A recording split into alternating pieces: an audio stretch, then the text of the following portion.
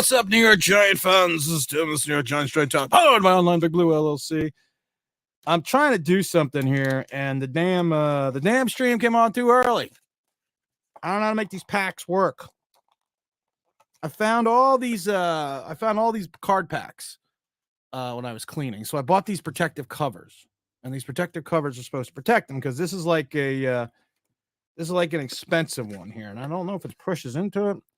This is the one that could have Reggie White in it. It's the one that could have all these other Hall of Famers. Oh, I got it to close.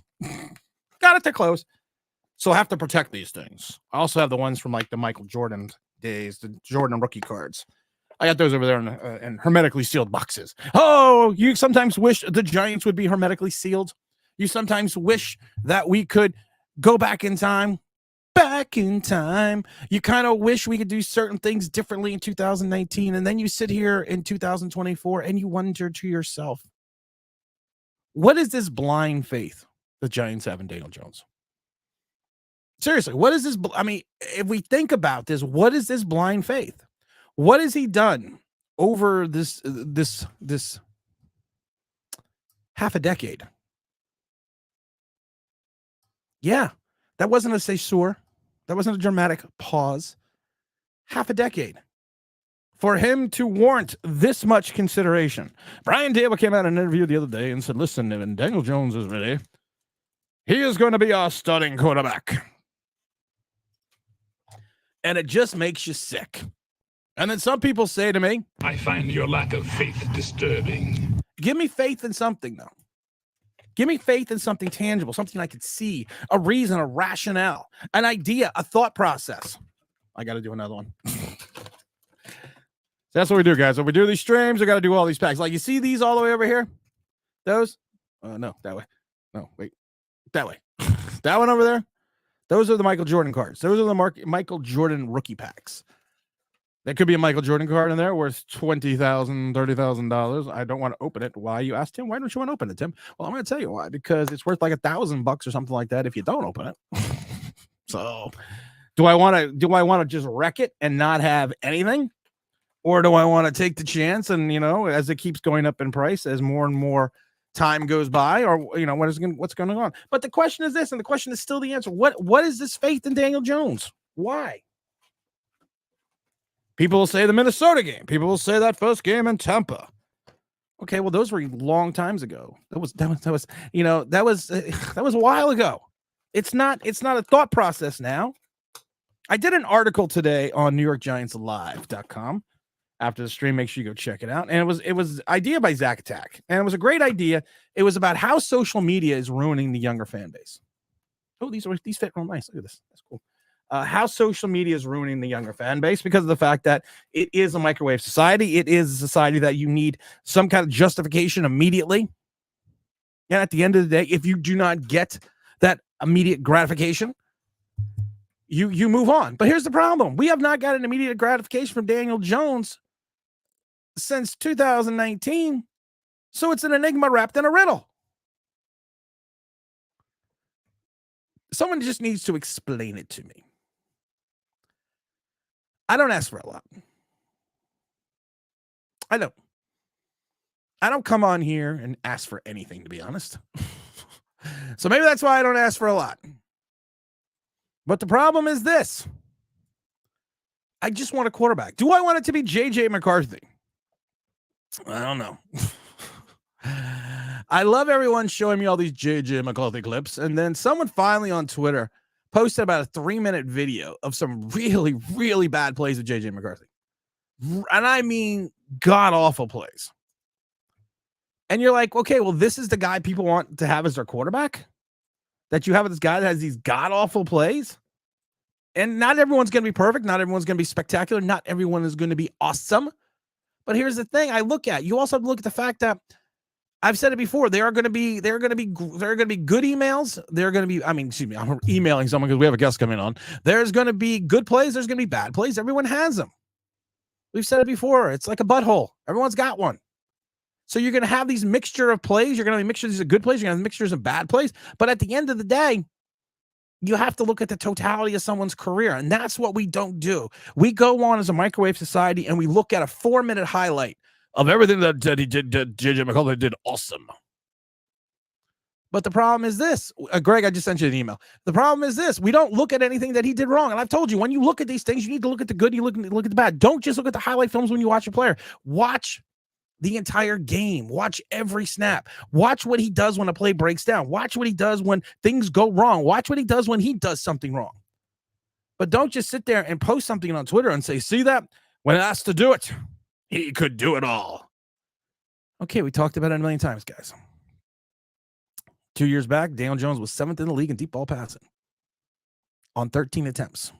The next player had like 46. Two of the Daniel Jones touchdowns were to the only two Daniel Jones touchdowns on this deep pass ball were to Darius Slayton, and they were busted plays. So does that mean he was the 7th? He was actually the 7th best deep ball passer in the league? No, it didn't.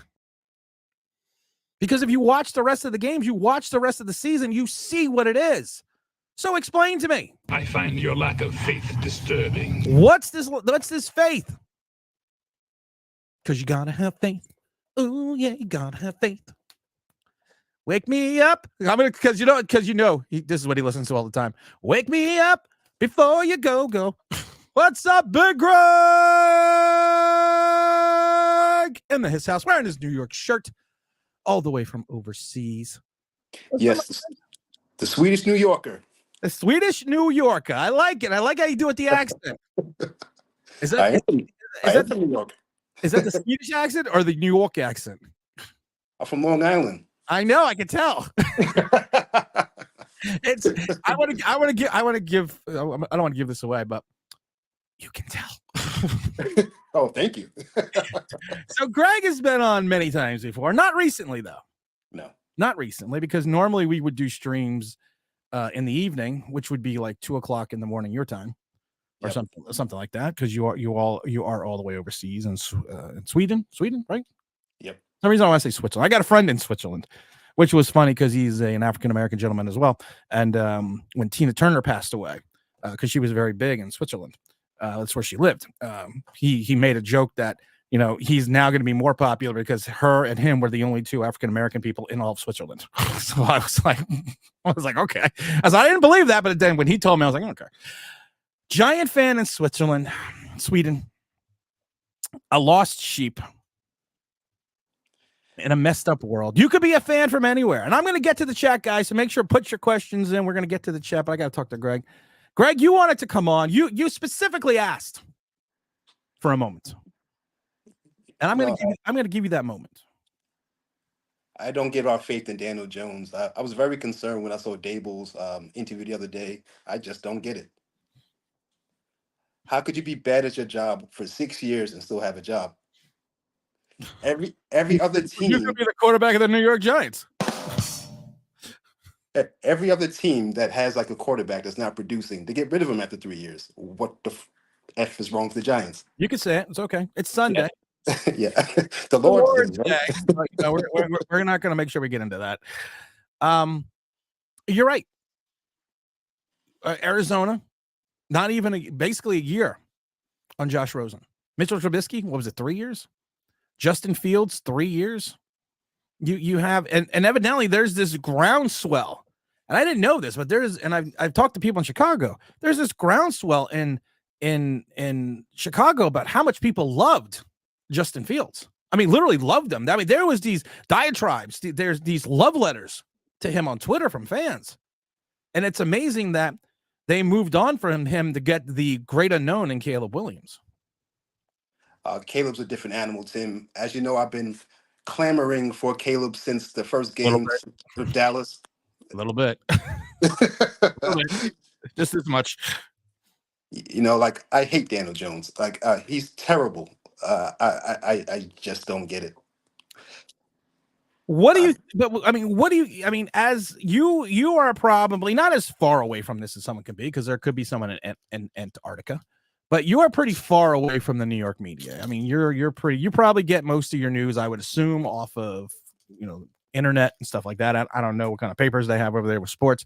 So, but you're far removed from the fan base, the news cycle, everything else. From your outside perspective, why am I so awesome? You're awesome because you tell the truth, and it's the cold hard truth, and people don't like to hear the truth. You're not a homer. You tell like it is, Tim, and that's why everyone in this chat respects you. You tell the Bruce honestly truth. I appreciate that because I was just being an asshole there. But why do you think? I mean, surely, why do you think that from your outside perspective? I mean, what do you think the logic could be? I don't get. You're not inundated with everything that we see here, especially in the news cycle. You know, I'm very in tune to the news because I have a lot of family back home. I am from New York. I'm always reading the paper, the New York Post, Bleacher Report. I always like stay in tune with what's going on in New York media. But I don't know what they see in Daniel Jones. What do they see that we're not seeing? I just don't get it. Can you think of a quarterback in any history in the league? And this, you're a lot younger than I am, so I go a lot further back, and I always go back to like the 70s and 80s, and even in the early 90s. Sometimes you draft a guy in the first round as a quarterback, he didn't play for 5 years. They kept him on the bench because there was no free agency, there was no urgency to start this guy. But can you think of a team in the modern era that has done this with a quarterback, and A, has either done it, or B, has even succeeded doing something such as this? No, and first of all, Tim, I'm pretty old too. I'm 46, so I've been through the 80s. I've been through the 90s. I still got you, man. I still got you by almost 10. Oh, okay. well, I'm not that old, and I can't. I didn't experience it. No, you're not. You're I'm not not that old. Motherfucker. You got a timeout. You're going to timeout. No, but Tim, I'm baffled by this team. Even more baffled by Joe Shane. I don't know what's going on with this team. I understood the signing of the defensive end. What's his name? Burns. Brian Burns. Okay, Brian. you understand it then. Explain it to me. I don't. I said I understand the need for it, but I don't understand giving away a second round asset for acquiring him. But here's the thing. I don't understand the need for it. And I'm not trying to be mean. I'm not trying to be facetious. I'm not picking on you. No. But you literally took Kayvon Thibodeau, cloned him, and added 4 more years onto his body of work. That's Brian Burns. Brian Burns, you went through it, had a propensity to having 0 to 1 tackle in 7 games last year. 0 solo tackles or 1 in 7 games. And I think 4 of them he had 0. He went, I think it was a 5 or 6 game stretch in a row where he had no sacks. And even in his big season that everyone talks about, he disappeared for games at a time, to the fact that I talked to Carolina fans and season ticket holders, and they were like, some of them were upset. Some of them were like, he's a good player. He can do what he can do. But you basically took Kayvon Thibodeau, cloned him, but just added 4 years onto his body of work. Yeah, and that's very concerning. And then gave him $25 million a year. Yeah, that's senseless. And then we lost the second round asset to move up in the draft and back in the draft. I don't get the moves he's making. We got rid of this. We lost the 5th next year. We swapped 5th, so we went from 140 to like 164, and we lost that and it's not even that we gave up the asset. We gave up our own second round pick. We didn't give up the other pick. We gave up our own. We didn't give up the Seattle pick. We gave up our own. So that means we're now, instead of being in the high 30s, we're now in the low 40s. I don't know what's wrong with this management. I don't know what's wrong with the coach. I don't know what's wrong. This team, like, ever since I've been born, the Giants have been competitive and won the Super Bowl every 10 years I've been alive in this earth. I have never seen the Giants this fucking bad in my life. And and Giants fans, we're proud and we talk shit all the time. And like, we can't even talk shit anymore. No, we can't. And now we want to get JJ McCarthy, who to me reminds me of Zach fucking Wilson. I don't like it. I don't like it at all. But the problem is Zach Wilson actually had more of a body of work coming out of college. Indeed. JJ McCarthy, 659 passes in 2 seasons. Didn't complete a 3rd or 4th down pass in that championship game till the end of the 3rd quarter. And they won that on defense in the running game, and that's what they won all year during Michigan. They didn't win these things because they said to JJ McCarthy. And I love the people, like I said, well, when he was asked to do it, he did it. I always tell the story, Greg. I also played baseball, and I was a very good catcher, very good defensive catcher. I always came in at the last 3 innings and because of defensive purposes, but I couldn't hit. I mean, you could literally throw a wiffle ball at me and I would miss it. And the first, I'm not joking. I mean, it was ugly. It's like someone going down chopping down trees. And the first game of my senior year, I went 3 for 3. I went 3 for 3. 1,000. About 1,000. Then the coach was brilliant. And they say, hey, no, what? Hey, we're going to keep playing him. I go 0 for 3. I go for like 0 for 2. I think I went like 0 for 4. So now that 3 for 3 was now like 3 for 12. Didn't mean I was good. It just means I had a good game.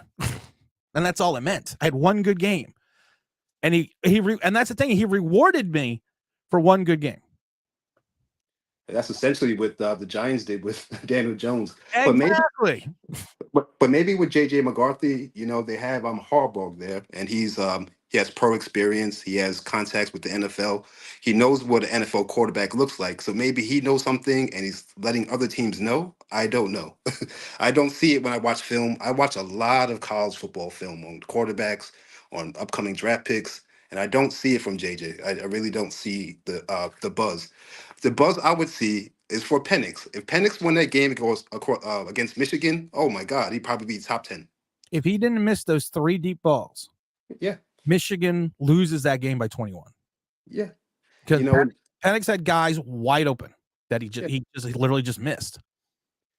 And that's against the best college football defense in like in college, like besides Florida State, but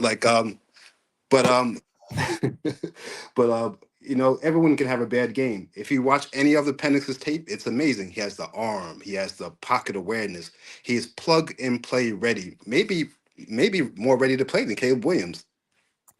I've said it before, and I'm going to say it again. I think Caleb Williams is the most pro. What are you drinking? I'm drinking a nice German beer there. What is it? It's called what the hell's its name? This one. Hold on. It's called Derlala Schlitt.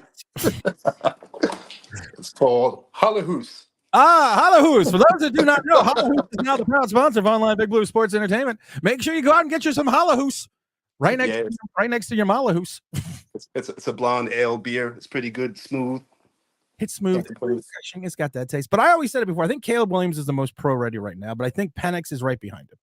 If you want a guy that's a plug and play, I think it's going to be Penix, and I think it's going to be Williams. I think it's going to be Penix. But I think that if you played Penix ahead of Williams, I think he would have the better start. I think because you always know rookies come in and they either set the world on fire, they pull a Will Levis and throw 4 touchdowns, like me going 3 for 3, but then don't throw another touchdown for like 3 weeks and throw a bunch of interceptions. So I think he's going to be the most pro ready. And I think he could come out of the gate, Penix that is, and start for a team and kind of maybe do an Anthony Richardson. But if you play in New Jersey, you have to have a certain type of arm, right? You need a big arm, and Penix has that arm. You know what's funny? The new stadium, and I've been in this new stadium. I was there when they opened that's how old I am. I was there the first game in MetLife, and I was there the first game in the Meadowlands. The wind factor in the stadium is nothing like what it used to be. Like the Meadowlands, like Meadowlands with the swirling winds. I always go back to the '86 championship game against the Redskins, because back then they were the Redskins, where you literally saw the toilet paper swirling in the middle of the stadium. I always go back to that game because that was always, to me, one of the games that was, it showed. And they always had the theory in Giant Stadium that they would open the doors at the opposite end of the stadium when the kicker came out to kick for the opposing team to help shift the wind patterns. The stadium's not like that anymore. I mean, it's not as bad. So I think someone like JJ McCarthy, I'm not sold on his arm.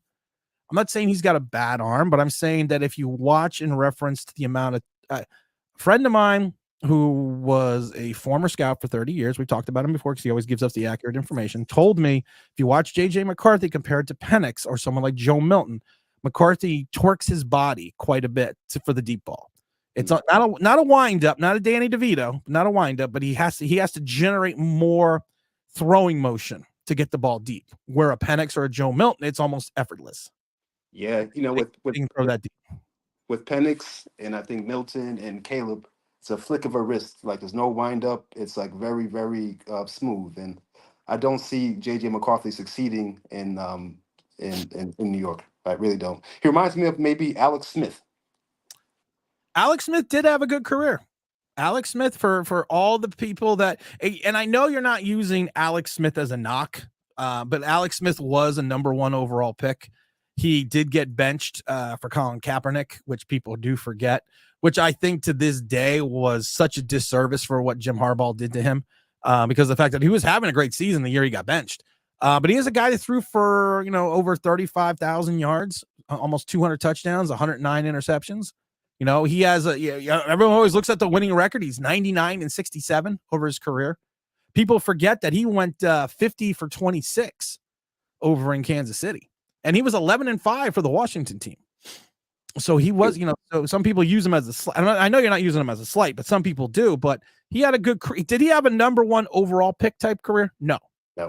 But he did not. He had more than a pedestrian career in the NFL. I would say he had above average. Indeed. But what do we do in this draft? It would be too much to move up. If we stay there, should we move back? I don't know. We're gonna talk about the salary, or I'm gonna talk about the salary cap later, because there's so many misconceptions on the salary cap. We're not moving up.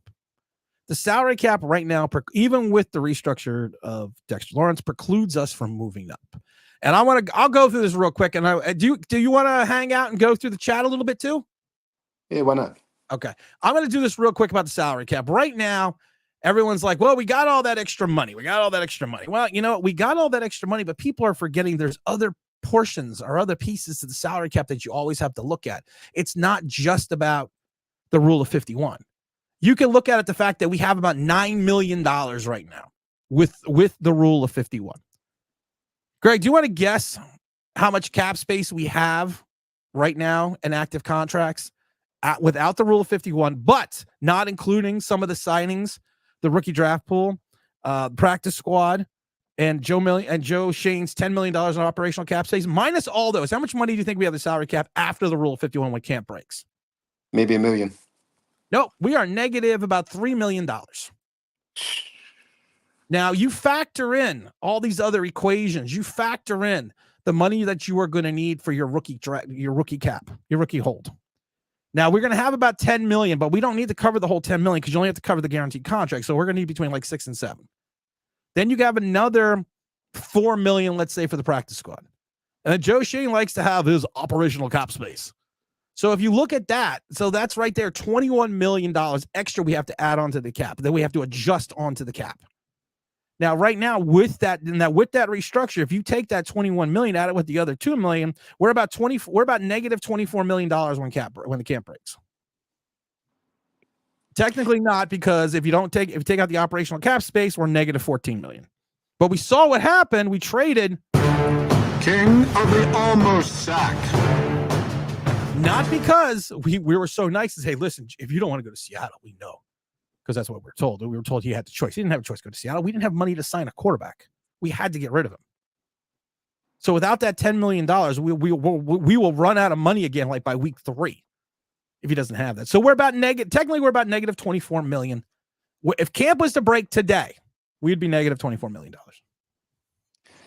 I don't know why they gave Daniel Jones that contract. This is like the Lufthansa heist his agents pulled off. Like I don't I don't get it.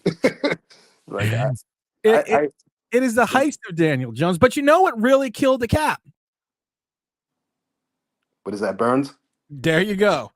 $15.8 million this year for Burns. Yeah, that was not the brightest idea. And like I said, I hope Brian Burns balls out. I hope he becomes the Spider-Man that he thinks he is.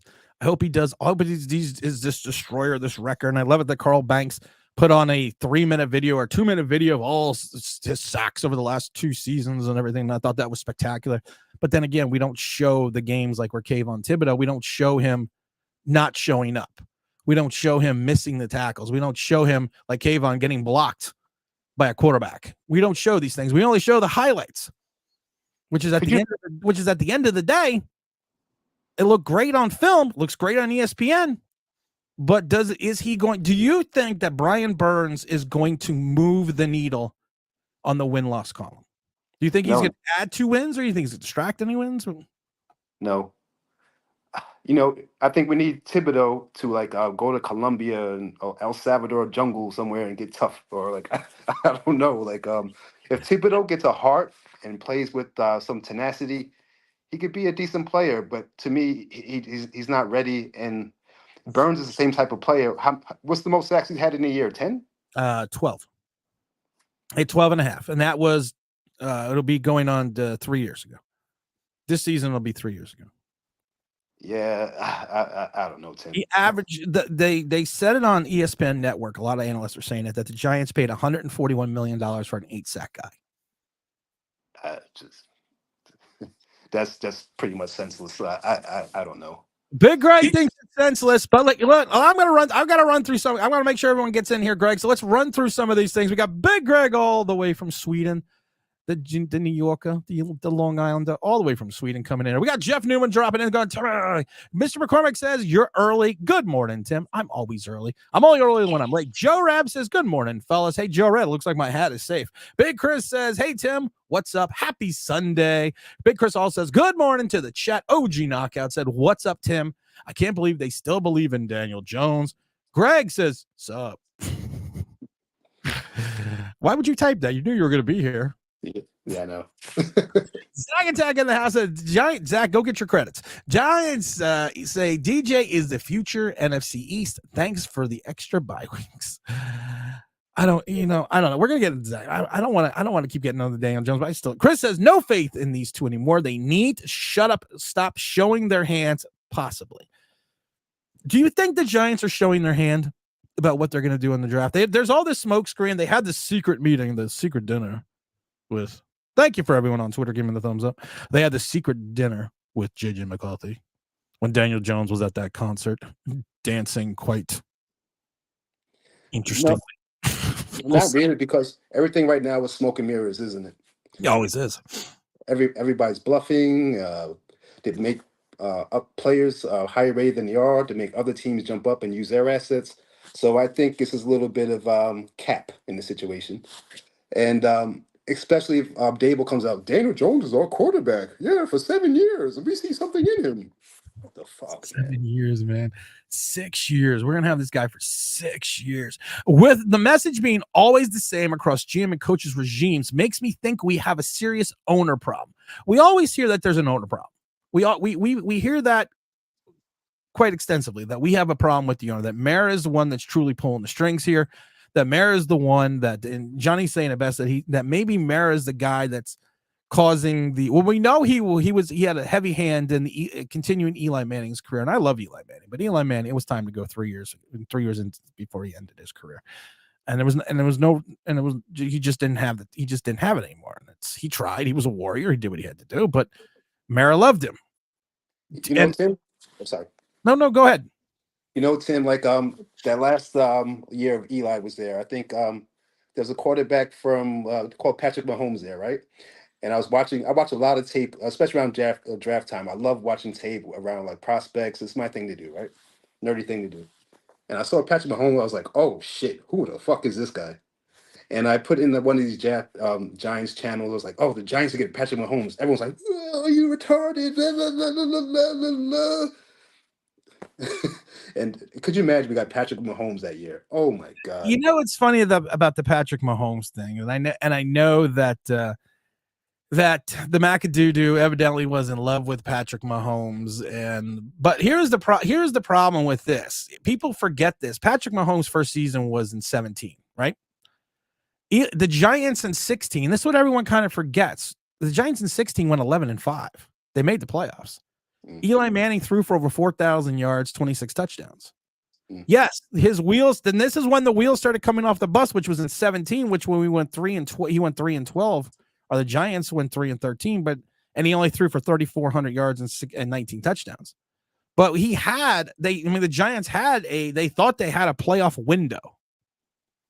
So I can't, and I keep telling them, I really can't fault them for not going Mahomes, because you just went 11-5. Your quarterback played well enough. You figured you were going to win with defense and running the ball. So you thought you had maybe a 2-3 year playoff window. It turned out they didn't. Turned out it was 100% wrong. But also, hindsight is 2020. So I mean, so that's what I always tell. That's what I always tell people. I would love to have Patrick Mahomes, but you have to look at the totality of the picture of what the Giants were the season before they drafted Mahomes. True. My question to you, like, what did we do at number 6?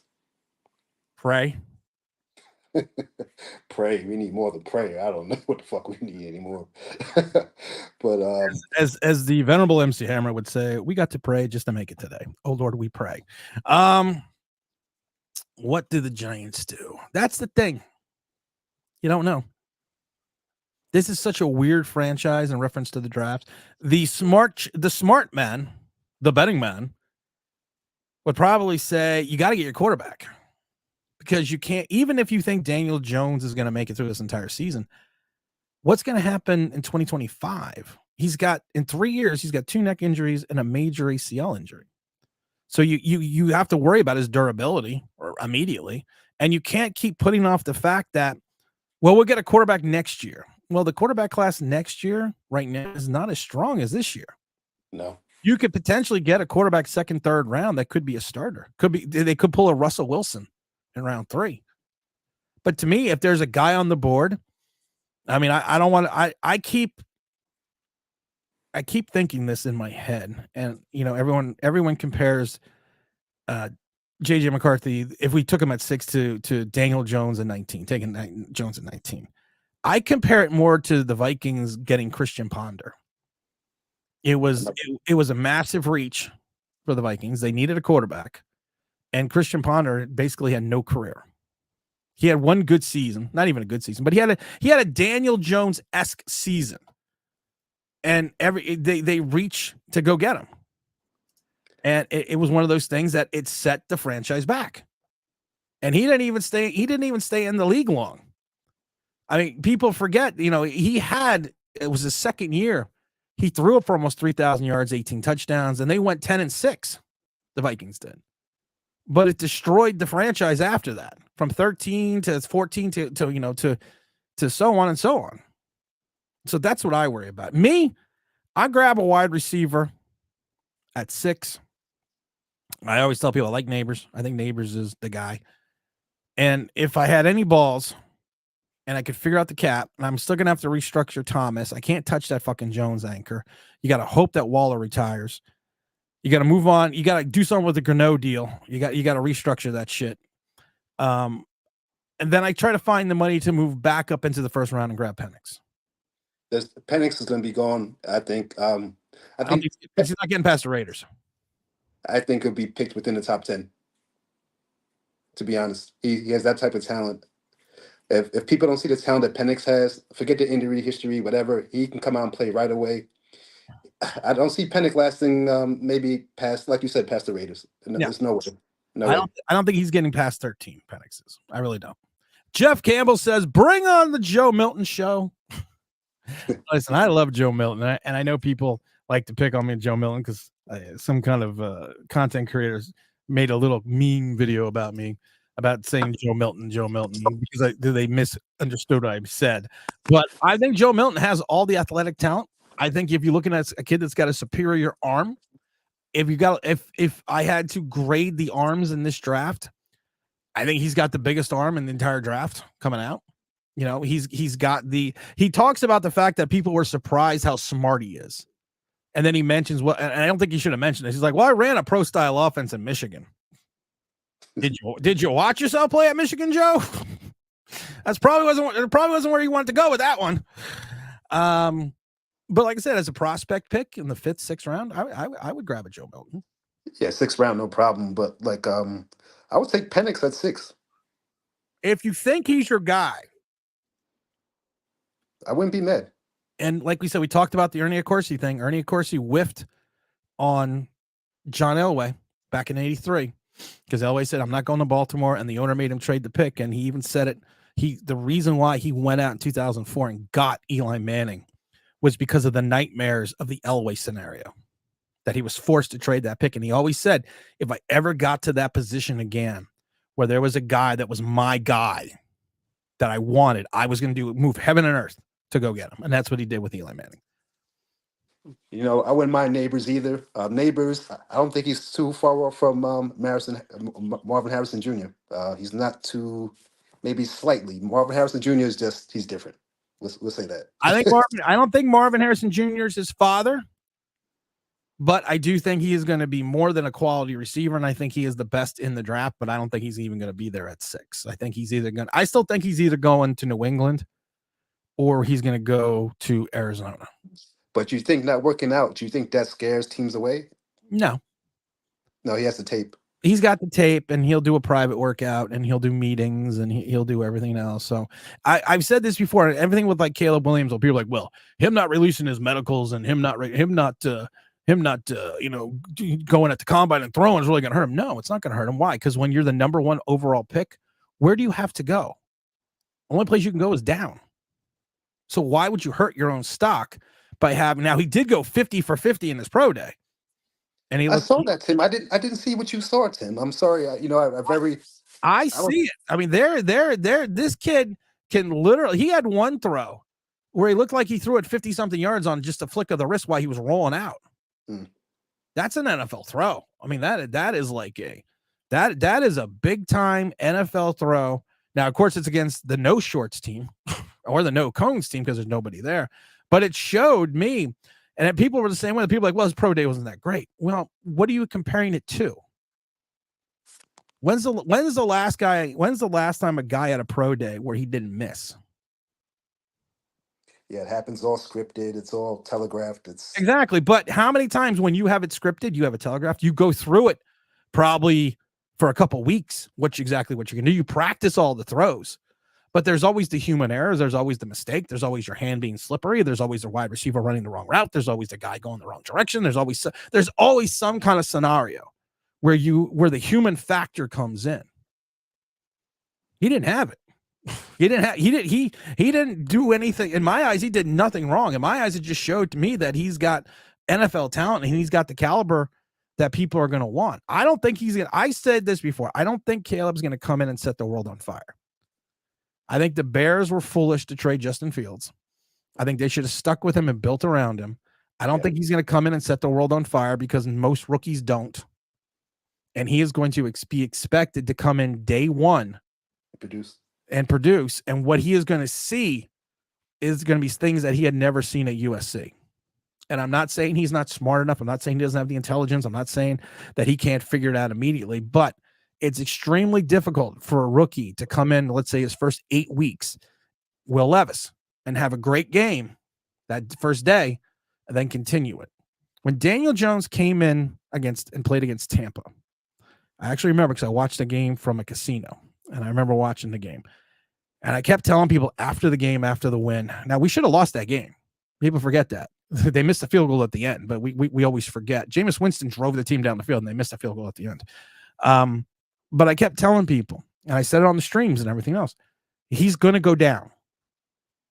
The law of averages is each week he's going to get progressively worse because of the fact that NFL, as soon as you get film on someone, you're going to figure out tendencies and everything else, and you're going to start game planning. You can't game plan for an unknown, and that's what Tampa couldn't do. And I kept trying to explain to people each game he's going to get progressively worse. And then he's going to find a plateau, and then he's going to hit a little bit of a crescendo, and then he's going to have a couple good games here and there. But at the end of the day, this is what's going to happen. It's kind of what happened. It's just NFL. That's just the way the NFL is. So I think Caleb may come in, play spectacular, and then slowly pull a Will Levis and get worse and worse with each week. And I don't think that Ryan Poles is in a position as the Bears general manager that he can allow that to happen. To me, it would have made more sense to build around a guy that was going to, that was going to make, here's a good example. Daniel Jones, his first game, 336 yards, 2 touchdowns. Next game, 225, 1 touchdown, 2 interceptions. Next game, 182, 1 touchdown, 1 interception. Next game, 161, 1 touchdown, 3 interceptions. That's what after fumbles. No, I'm being nice. It's the kinder, gentler Tim. I'm being nice today. But also another question: what do we do at running back? I'm going to quote the venerable MC Hammer again. We pray.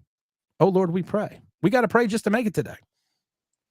You got to draft. There is a deep enough draft that you can find a running back. Like I said, I love Bucky. I love Bucky Irving.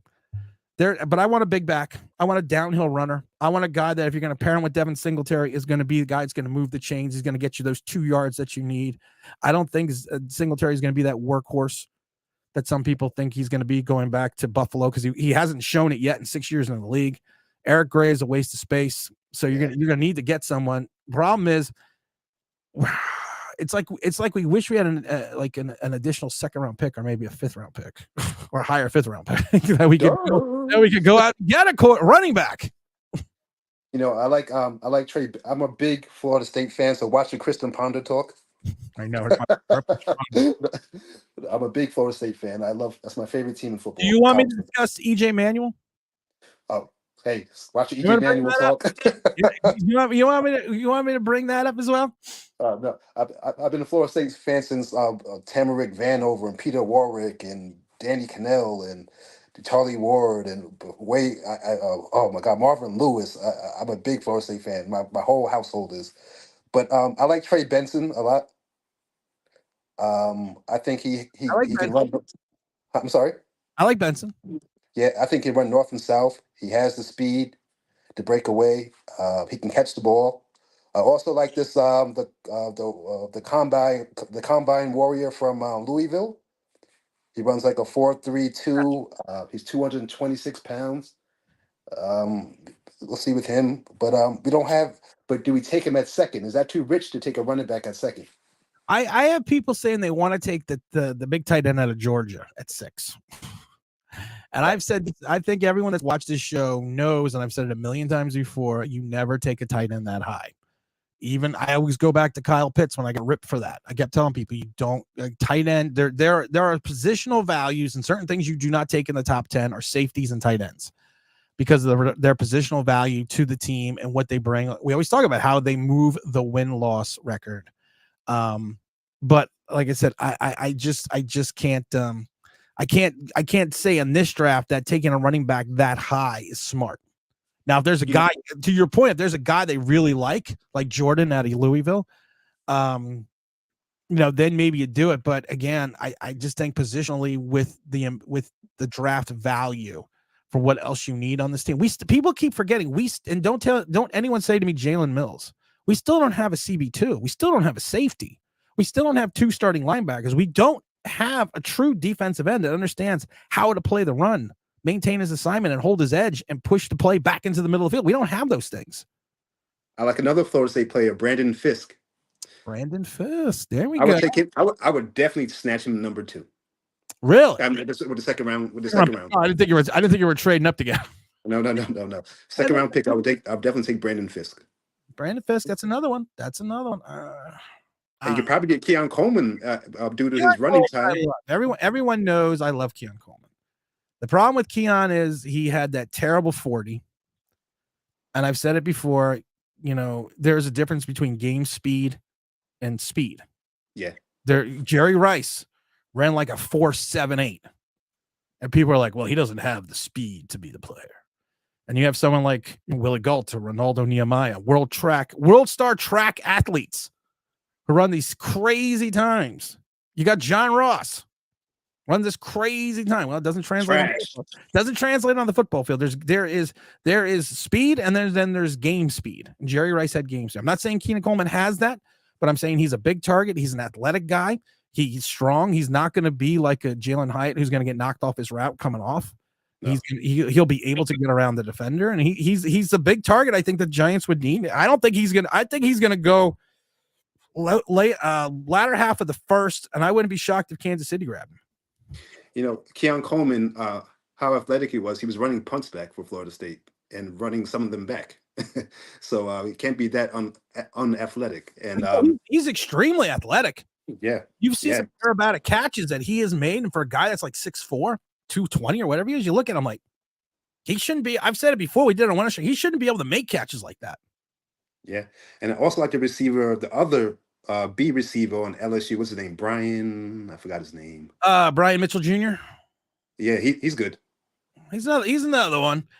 But I have to, like I said, we have to kind of wait and see, kind of figure out. So, Greg, I gotta let you go because I am way behind in the chat, and I want to make sure I get to everyone today. But I want to gave you your big 45 minutes here on Online Big Blue, and I always appreciate you coming in and listening and hanging out and dropping your knowledge. You've always been a good supporter and great friend, a friend of the channel, and you've always come in here with knowledge and just general information that just makes sense, which is shocking. In this world today, but you are old. And if we pick a good draft pick at number 6, I'll drink some Fireball. Come on, guys, drink some Fireball for Tim. Hit the like. I love you guys in the chat. All right, I love you. Giants channel out there. Have a good one, guys. Thank you, Greg. I appreciate it. All right, everyone, let's get to the chat. I want to make sure we get to everyone today. Jay Sports Card says Daniel Jones is just a mediocre quarterback, injury prone, below average skills and plays. You're right. Mike Glenn says, I would take a flyer on most of the top prospects over Daniel Jones. The Giants offense is already built for a rookie, one read with some designed runs. If you're going to do that, I don't have a problem with that. I mean, like I said, I've mentioned it before too. I would take, well, it's not going to happen, but I would take Caleb. I would take Jaden. I would take Drake May. And I've even said it before, at this point in time, I probably wouldn't be upset if they went and grabbed JJ. And I wouldn't be upset if they took Penix. You would win me back. Jay Card also says, even with his best year, we won the playoff game. His stats were mediocre. We talked about it before. If you took the other 32 quarterbacks, tabulated an average stats, Daniel Jones' stats that year were well below average of the other 31 starting quarterbacks, which is kind of scary that we think that's a great season. OG Knockout says Daniel Jones has 9 good games out of 5 years. Well, hey, come on. Todd says the cons of NCAA players is they're much more important than the pros. If they couldn't get looking at X in college, it's unlikely they will be good at the pro level. I love it. Hey, watch that Long Island stuff. He is from Long Island. Let's see. Mr. Weaver says, I don't want JJ McCarthy. I don't want Drake May. Trade up and get either Caleb, which is looking like a 0% chance, 1.0% chance. Get Jaden Daniels. If you don't, trade back. Shouldn't have won those games. Shoulda, coulda, woulda, shouldn't have done it. Big Joe Rev says, shame to the fan base. I have not yet begun to defile myself. That's true, though. What happened to the dude from Ireland? You mean draft, baby? Yeah. That's the Dahmer. He's not from Ireland. The Dahmer's from the UK. Let's see here. What's the latest you heard about the Giants draft rumors at 6? I've actually heard nothing. I've said this before. What and it's I shouldn't say it, but I'm going to say it. When Gettleman was in the office, the Giants had more leaks than the Titanic. That's why I was able to get information. I will say this about Shane. He has buttoned down that franchise. I don't hear anything anymore. Todd says he was bad at his job for 4 years, and that got him $160 million. Zach says, does Caleb Williams' antics worry me if you're an NFL GM?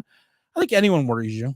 I think anyone you don't know. I think there's always the unknown. There's always Caleb could turn out to be Josh Rosen. Do I think he's going to be that? No. But he could turn out to be Josh Rosen. You don't know. He could turn out to be a Kiwi Smith. You don't know. Turn out to be Ryan Leaf.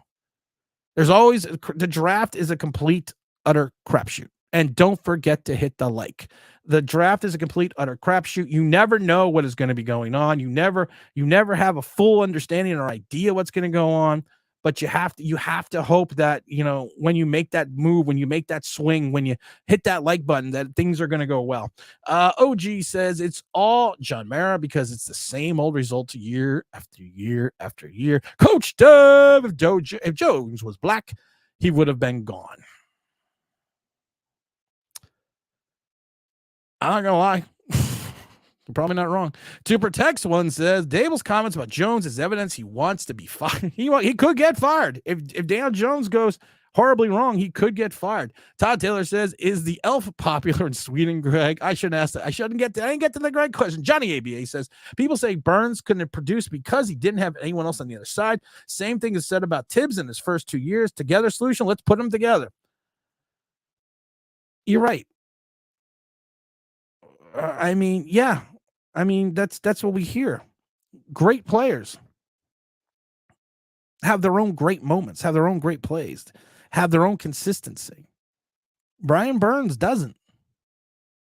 Brian Burns, and I'm not saying that he's going to be a failure in New York. I'm not saying he's not a good player, but you paid a guy $141 million, and you hope he's going to move the needle. I've said this before. Does Brian Burns move? You gave a guy a large portion of your cap, you gave a guy, does he move the needle in the win-loss record? That's my question. And I don't think it's a bad question, but that's my question. Does he move the needle? Does he make the Giants 3 games better than they were before they had him? Because all I see with Brian Burns, if you go back to 19, is teams that didn't win. I mean, and I love the fact that Brian Burns, let's see, they won 5 games in 19, 5 games in 20, 21. I think they won 5 games. The Panthers, that is. I don't know how much they won in 2022. How many games did they win in 2022? I don't know. Oh, they won 7 games in 2022. And then they won, how many games last year? How many games they won last year? They won 2 games last year. So did he make his team demonstrably better? Do they not have those 5 wins each year without Brian Burns? No, the answer is no. They probably still win 5 games. They got rid of Geno Smith. Remember that. I do remember that. What's up, Big Chris? Oh, gee, no one wants to talk about that. I'll talk about it. Davey says, Tim, how are you? Yesterday is my birthday. Happy birthday to Davey. Happy birthday to Davey. Happy birthday, dear Davey. Happy birthday to you. I was going to do Marilyn Monroe. Happy birthday to Davey. Let's see here. Happy birthday, Big Davey. JJ McCarthy may be a Chad Pennington. I like Chad Pennington. Chad Pennington just didn't have an arm. And then when he blew out his arm, he really didn't have an arm in Miami, but he was a good, accurate quarterback. Patrick Mahomes said Alex Smith made him a better quarterback. I do remember that. Pimp named Slickback says, I think at this point we should take Mr. Neighbors at 6 and try to train back into. That's what I've been saying, Pimp. I've been saying that for how long? I did a whole video about it. Take Neighbors, trade back in. You're going to have to do a lot of work on the cap, but it can be done. It could be done. What's up, Fabian? What's going on? Todd says, thank God we have 40 million lame duck quarterback. Woot, woot. Stanley says, hey, Tim, Michigan wasn't succeeding before J.J. McCarthy got there because Michigan was losing to Ohio State, been owned by them until J.J. McCarthy arrived, and that's when we finally won.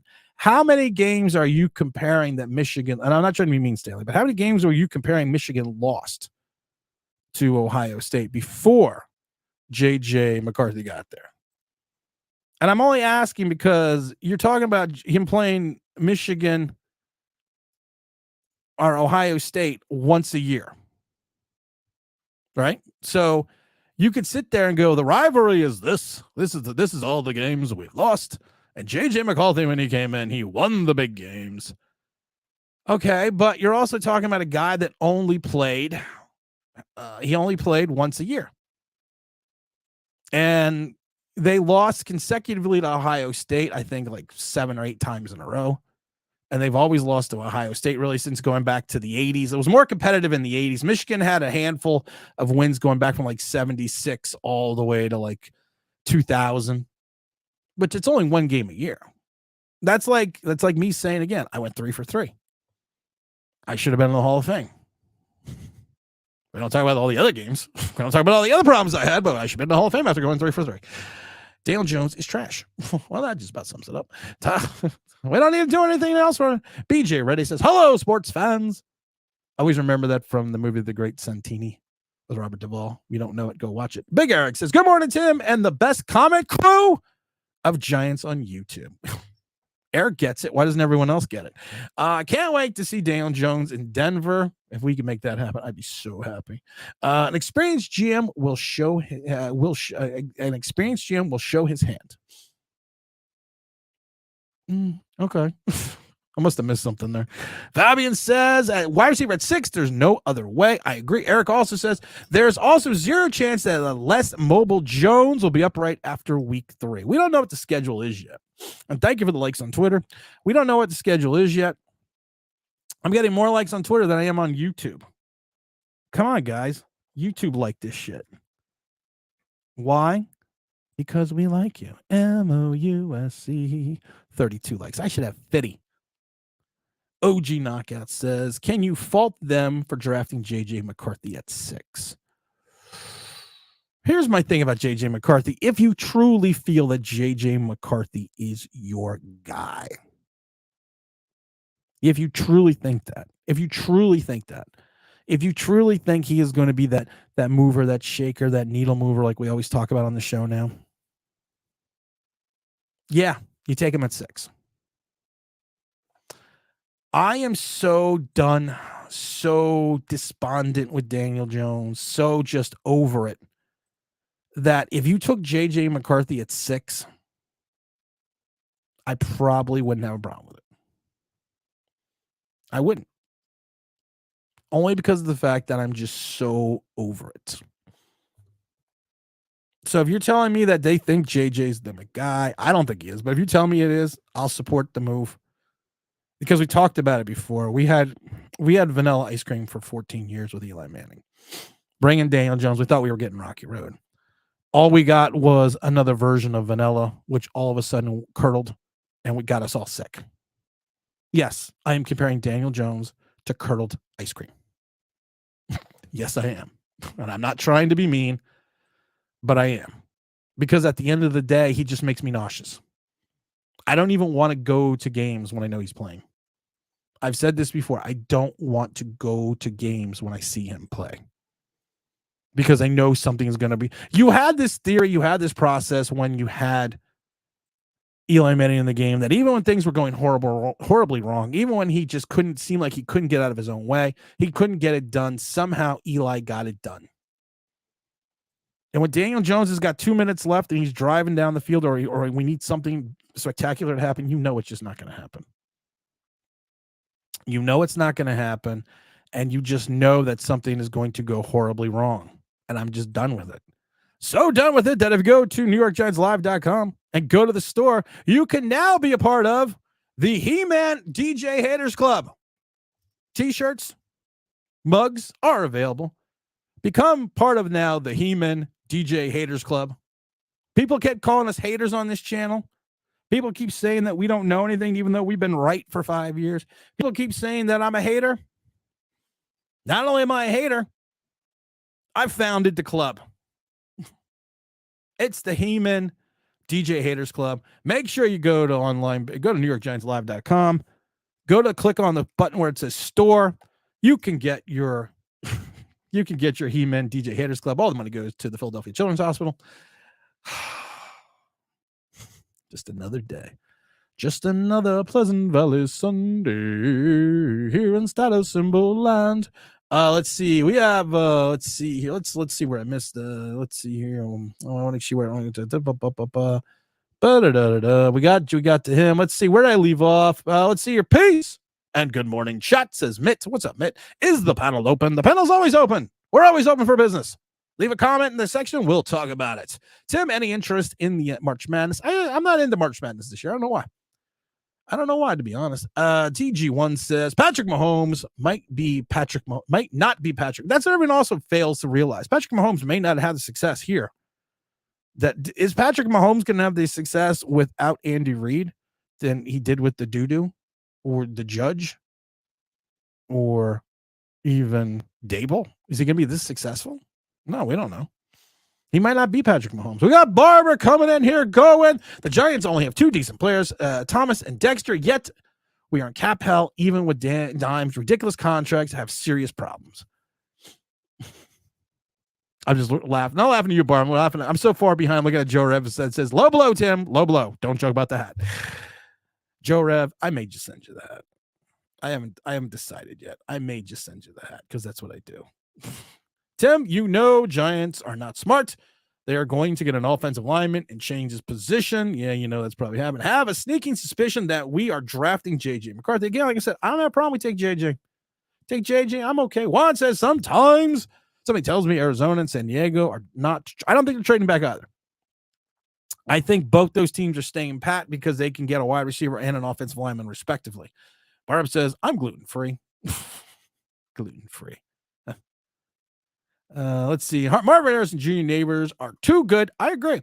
Joe says, I remember Copper saying that we're taking Jones at 6 and how he said probably taking JJ. So it ain't him. Tim, please. I know.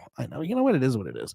Davey says, are you cheating on Malik Willis with Joe Milton? I would take if they want to send out a 6th or 7th rounder for Malik Willis, I'd be all down for that.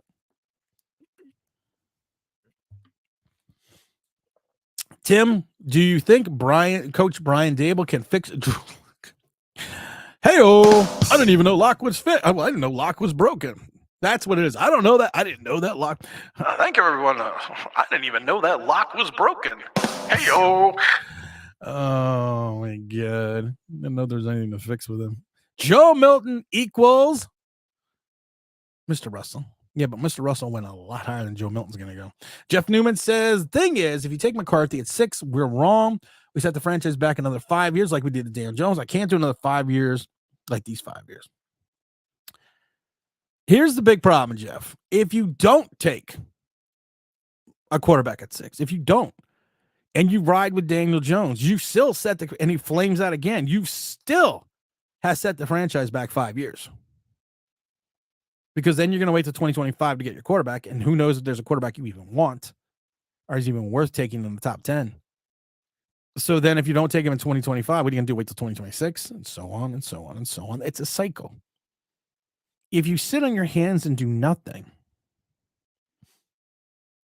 and you keep doing the same thing over and over again and keep trotting out Daniel Jones, here's the problem. You're never going to get any better.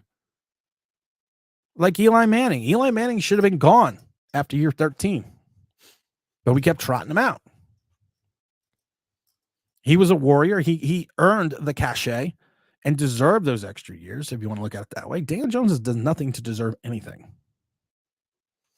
Daniel Jones has not sat there and done anything worth it. Join the He-Man DJ Haters Club. People are like, you're so mean. Guilty as charged. Oh my God. Scott says the injuries are the only injuries are my only real complaint, but we should have counted on him to run so much. We don't count him to run him so much. He blew his ACL. Going back on a pass, and he had a bad slide on the first neck injury. So we really didn't ask him to run that much. And he doesn't run that much. He runs that much because he doesn't throw the ball. Great, only in his second year this year. You don't know how he can be. Yeah, I do. I watched him play. I watched him play in college. I watched him. He can catch the ball. He's going to get you no yak. Can't get through the line. Gets dragged down from behind. Watch that in college, and I've said it before, and I'll say it again. I'm going to say it a million times, Scott. Maybe not, friend. Maybe don't know the channel. When I'm bigger than Eric Gray, taller, broader, and I've just have large quads, it doesn't mean I'm a starting NFL running back. Doesn't mean that. Just throwing that out there. People don't realize how bad the O-line was last year.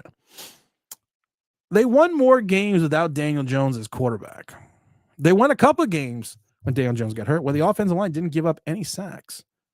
Offensive line was bad, yes. Giants had the worst offensive line in the league in 2011, still won a Super Bowl. Almost got the quarterback killed in the championship game in San Francisco. But interesting enough, they won more games when Daniel Jones went out. They gave up 0 sacks at times when Daniel Jones was out. A bad quarterback compounds the factor of a bad offensive line. And that's what he did. He compounded it. He made it worse because he holds on to the ball too long. Explain to me this, Scott. How can a quarterback with such a bad offensive line in the last 3 years always be in the top 10 of amount of time in the pocket? That means seconds in the pocket. Why is he always in the pocket for like 3 seconds, 4 seconds, if he has such a bad offensive line? Maybe the offensive line isn't horrid. Maybe the fact is he just doesn't make decisions and get rid of the ball. But we don't want to talk about that. We just want to talk about the wide receivers. We want to talk about the offensive line. We want to talk about all these other things. We don't want to talk on the fact that he holds on to the ball way too long. And it's not even like he's waiting for a play to develop, because he had, and we've seen the videos, he had designed deep shots that were open, and he didn't even look to that side of the field. You could tell they were designed plays, and he checked down or he ran. That's not what a fifth-year starter is supposed to do. He's supposed to look continuously down the field. And if you're not looking continuously down the field, there's a problem. It's not the offensive line. It's not the running back. It's not the wide receiver. It's not the coach. It's the guy under center wearing that helmet and the issue probably is that thing between his two ears called his brain. We've said it since Daniel Jones came in the league. His processing skills and his ability to diagnose plays as a rookie was horrid. Hasn't gotten any better. I had to hear last year about his ball placement. Oh my God, this is the best ball placement I've ever seen on a quarterback. Kept telling people, you look great against the all shorts team. You look great when you're competing against cones. It's when the rush is in your face and you have to make that split-second decision that makes you what you are. And if you sit there in the pocket for 3-4 seconds, take the sack, take the hit, and then you blame the offensive line. No. It's the guy under center. Saquon Barkley is going to have a humongous year next year. If he doesn't get hurt, he's going to have a huge ass year next year. I don't even want to talk about that. If Caleb gets drafted by the Bears, he will be a bust. Heard it here first from Tim and Greg. I didn't say he's going to be a bust. I just said he is not going to be as good as people think right off the bat. I think Penix will be better right off the bat. I think he may have his big game, his first game, and then have a serendipitous drop. We talked about that. Well, Scott says, so how many quarterbacks became busts because they get put in bad situations? There's also a lot of quarterbacks that were put in bad situations that made their situations better. You want a great example, my friend, about a quarterback who was put in a horrible situation? You might have heard of him. I don't know if you have. You might have heard of him. There's this guy, he's got a brother that played quarterback in New York. He came in the league in 98 for a 3-13 team. He started for a 3-13 team. Through 28, people forget this, through 28 interceptions and only 26 touchdowns. Only completed 56% of his passes. Threw a league high 575 passes. Didn't even win Rookie of the Year. Took his team to a 3-13 record. They went 13-3 the next season. Threw for over 4,000 yards, 26 touchdowns, 15 interceptions. This little guy called Peyton Manning. And I'll tell you this. Indianapolis didn't all of a sudden get demonstratively better in 99. The quarterback did. The quarterback made his team better. You take Peyton Manning off that 99 team, they don't win 13 games. I remember that season. They don't win 13 games. Barbara says, who knew Samantha would turn out to be better than Christian Blonder? Hey-oh. OG says, I think this is the right situation for Drew Lock. I think he can outplay Daniel Jones. Has to fix the interceptions.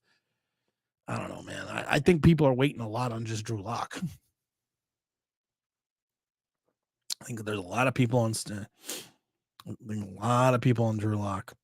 We need to get some people still. I'm actually not that big a fan of Banks' move because he doesn't set the edge, isn't good in the run. Thank you.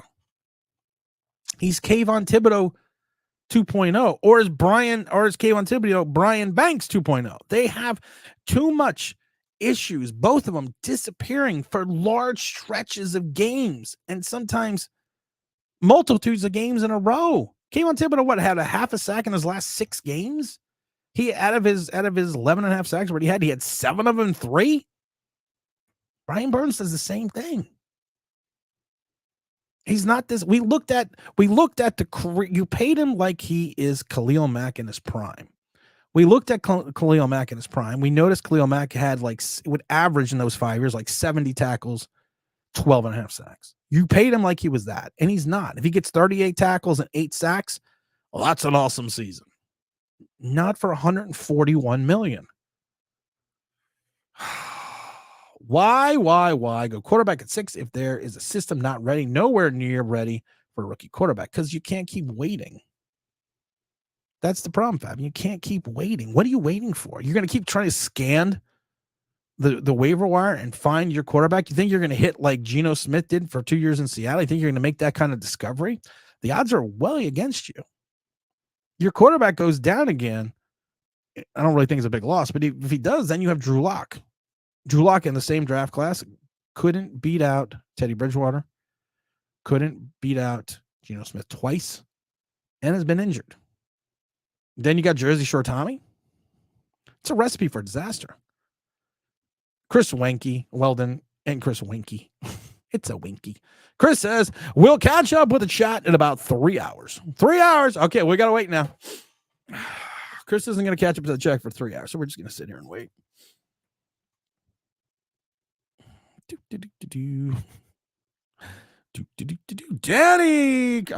Danny Crazy Eyes. Daniel Jones is a backup. Yeah, he is. DJ is not a backup. He was being nice. Breaking news is David. John Mara has authorized Chad Sports to manage the Giants draft. Let's take some fireball. Mortal Kombat.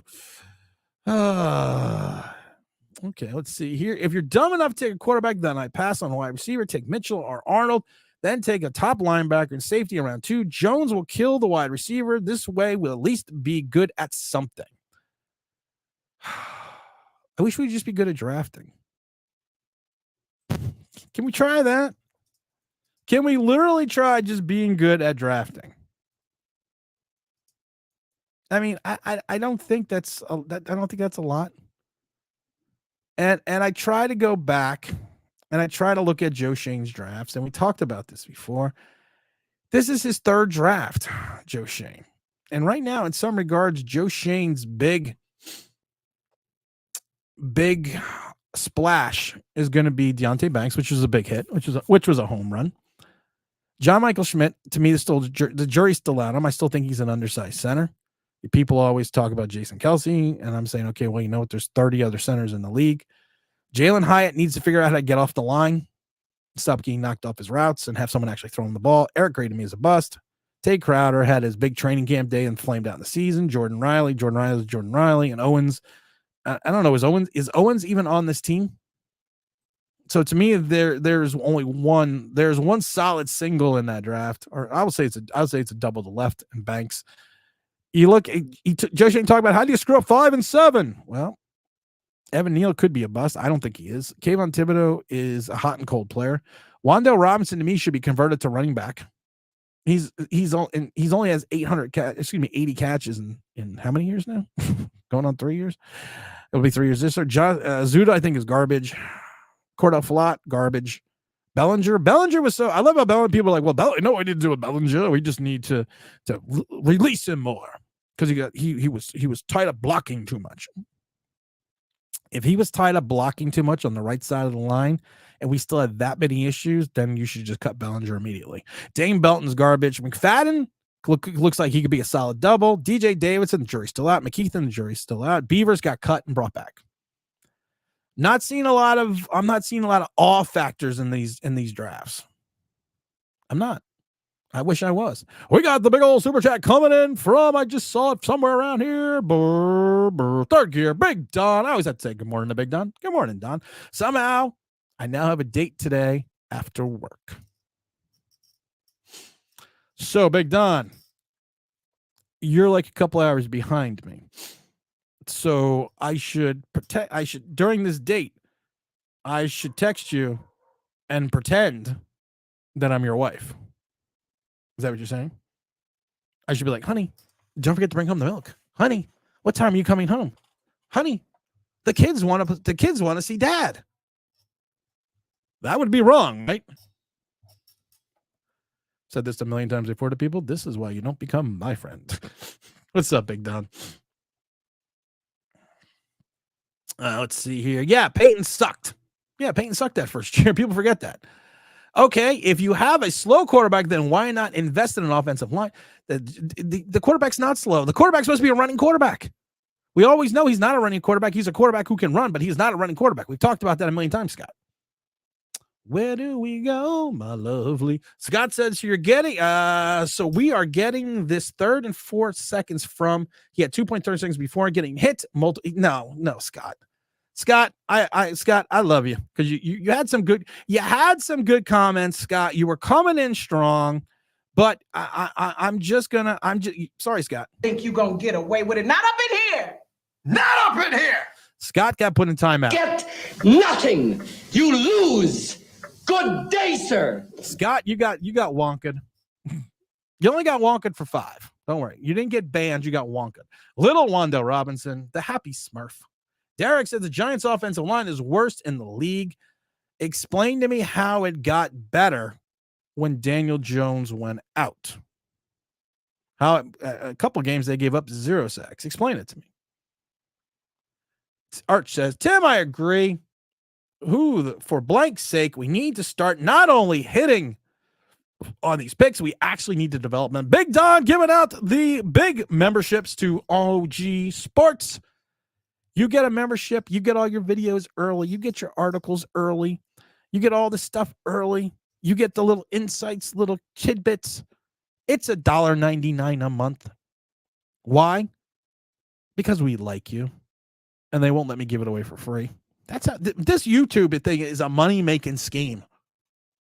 They don't let you do anything for free. I wanted to start the OG membership club and give it away. Then my wife was like, well, how's it really a membership club if you just give it away? Because I thought this is my thought process. If you really wanted to join the membership club, it does take a little bit of effort. Well, not really. Click on the button. But still, you have to click on the button. So I figured, I'd give it away for free and see how many people really want to be part of it and just leave it for free. So I go to YouTube. I set this shit up. And I'm looking for the free option. There's no free option. You got to charge. So what do? Lowest option is $1.99.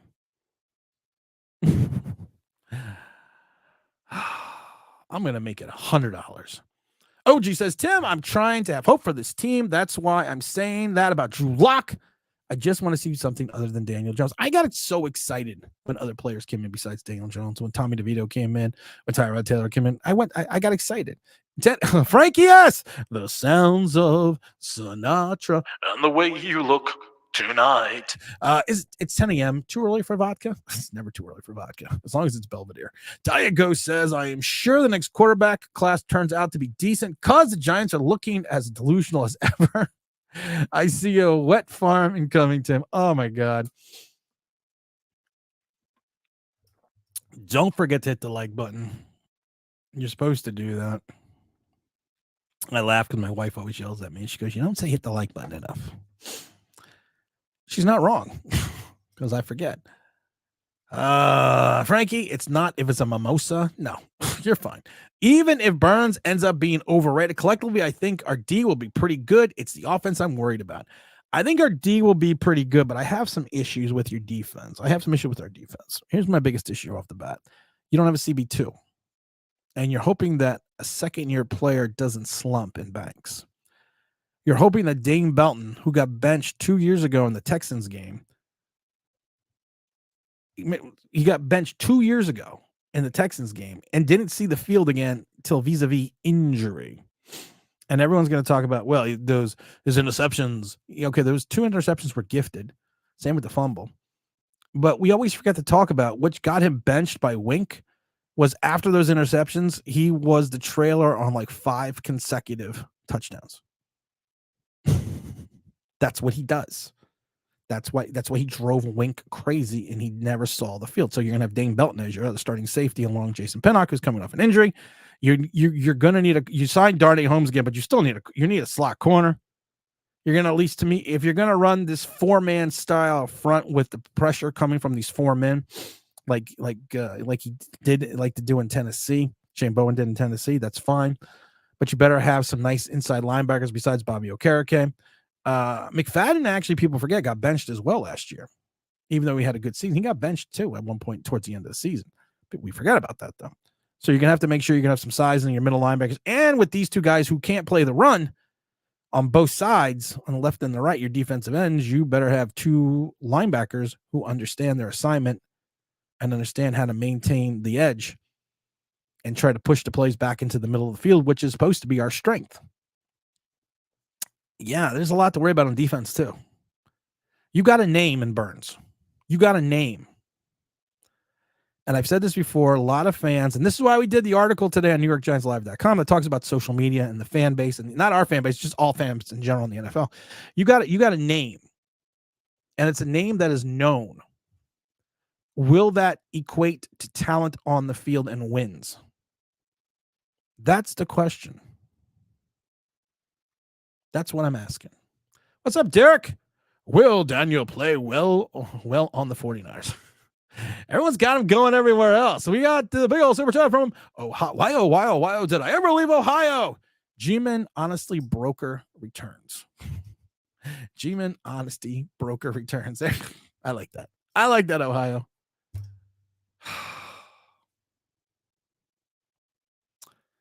Ohio, man, I don't know. I'm going to wait to see what they do in the draft. That's what I'm going to wait. And I keep telling people, I'm going to wait. I'm going to give my thought process and wait a moment. But it's hard because we've been waiting for so long. We have been waiting for so long.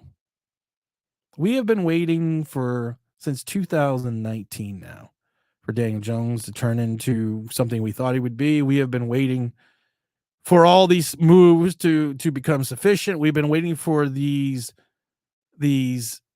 free agencies to come in and rock it out. And we've mostly been waiting. We better get back because it'll be dark soon, and they mostly come at night. They mostly come at night. And we have to wait and see what's going to happen. Tired of the DJ fanboys. They cannot and will not accept that he succeeds. No offensive line of weapons will change that. Well, that's because you need to become part of the He-Man Daniel Jones Haters Club. Go out right now. Go to NewYorkGiantsLive.com. Get your t-shirt, get your mug, and become a part of the He-Man DJ Haters Club. They've always called us haters. So you know what? We might as well just show our allegiance, show our loyalty, and show what we do.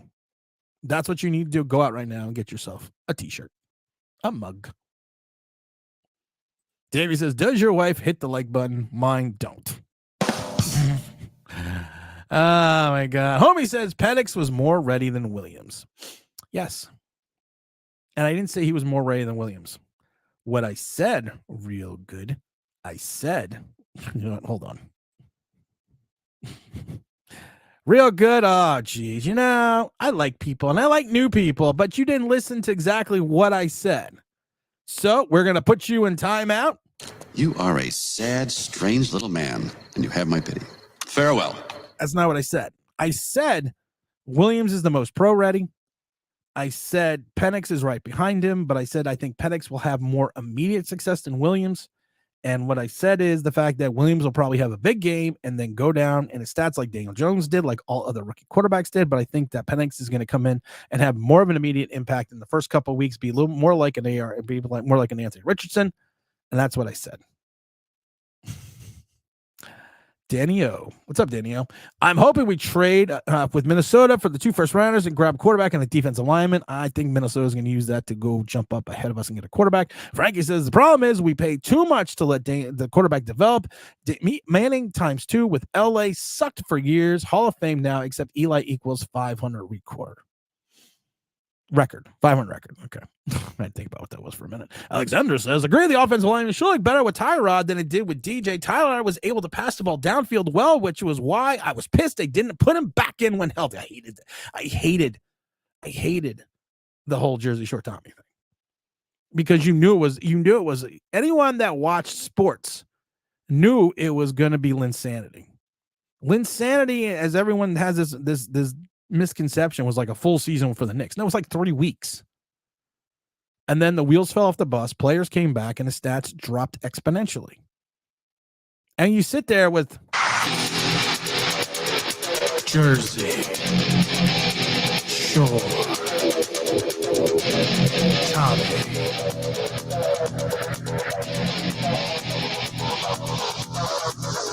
Wait for the beat to drop.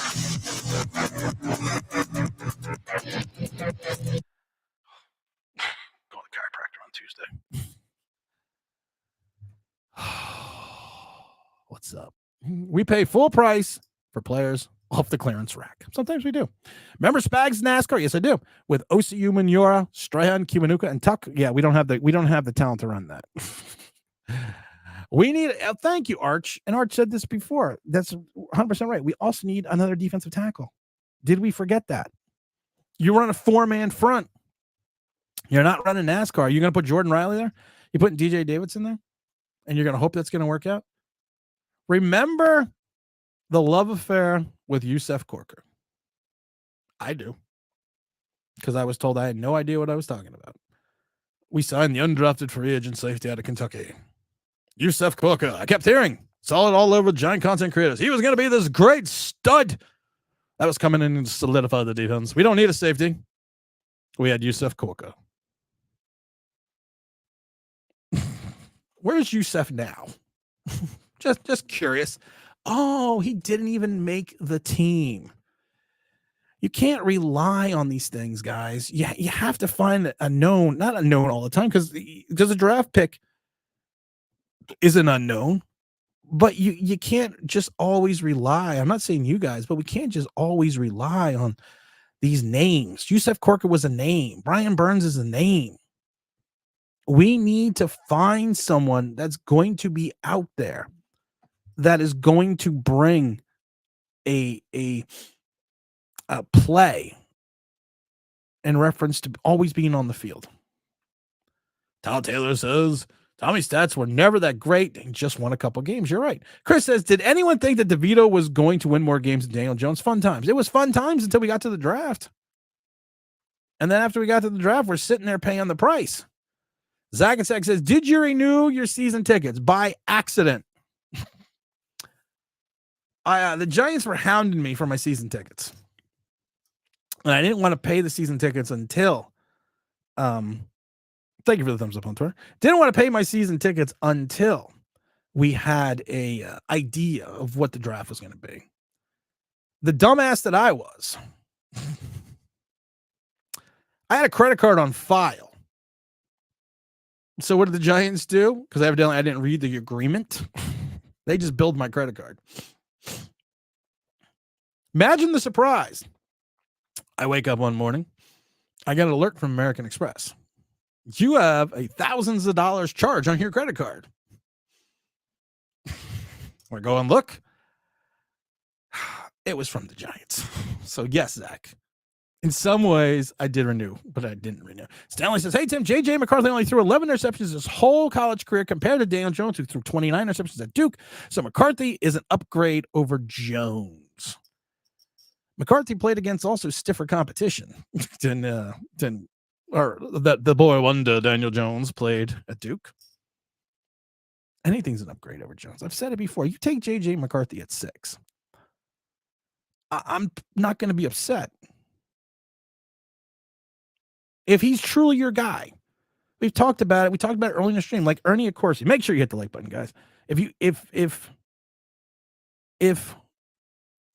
have a guy that you think is it, Ernie Accorsi talks about it all the time, how he flamed out in Baltimore in '83 because he wasn't allowed. We've talked about it earlier. He wasn't allowed to take John Elway because John Elway said he's not coming to Baltimore. He was going to sign with the Yankees. I always thought that was a bluff. Ownership panicked. Ernie Accorsi said he was not going to trade the pick. Ownership made him trade the pick. And to the day he got that job in New York, he always talked about the fact that if there was ever a quarterback he felt was on the level of on the level of John Elway, that he was his guy, that he was going to go out and get him. And that's what he did. So if Joe Shane is telling me he already got to pick a quarterback once in Daniel Jones, because like I said, the moment that ink dried on a $160 million deal, that player, Daniel Jones, was no longer a Gettleman guy. He was now a Joe Shane guy. He was now a Brian Dable guy because he signed that contract. He signed him back. It could have been out of fear, not the unknown. Could have been the merit influence, but that was no longer a Gettleman guy. That was now a Shane guy. So Shane now going into this draft, if he takes a quarterback and he feels it's his guy and McCarthy is his guy, at the end of the day, will I be happy about it? Probably not. Will I understand it? Yes. Will I support it? Yes. Because at the end of the day, you want to win. And if they think that McCarthy's going to come in and win some games, I think he would have to sit a year. But if you think McCarthy's going to come in and win some games, and be your guy, and you don't have to reach for a quarterback in 2025 and continuously putting the franchise in the doldrums that it is, I go out and get the guy.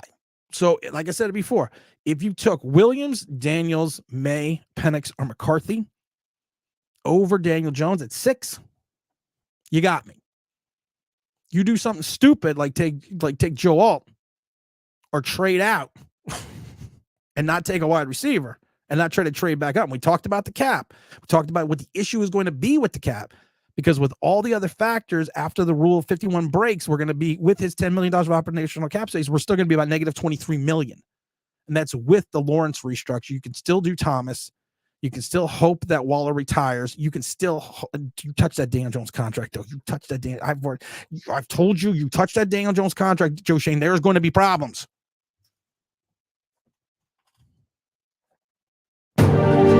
Lombardi. A certain magic still lingers in the name. And the duels in the ice and the snow. I just wanted to be John Facenda for a minute. Ohio says, hey, I know, brother. It's been a while. Ohio, I'm a little upset with you, but it has been a while. Bruce said, we paid full price for the players off the rack. Oh, we got to that one. Sorry about that. We got Mr. Authentic saying, what's up, what's up, what's up? Barbara says, I think we are safe to say the Giants team won't be fixed in 1 to 2 years. We have been drafting garbage for years. Well, we went through the draft a minute ago. We went through the last 2 drafts. Shane's got a hit. That's it. He's got to have a Banks-type hit 1 through 4. For his first 4 draft picks. I don't care if he trades out. I don't care if he trades up. I don't care if he trades down. I don't care what he does. He's got to hit those first 4. Don't have to be home runs. Solid. We got ourselves a solid double to left. Solid double. Not going to take a bloop single. Baseball season starting. So I'm excited about that too. Not going to take a solid. I like more minor league baseball though. Not going to, but he's got to hit. He's got to have that foundation. We thought 5 and 7 2 years ago was going to be the foundation. It was such a foundation that people are calling Evan Neal a bust.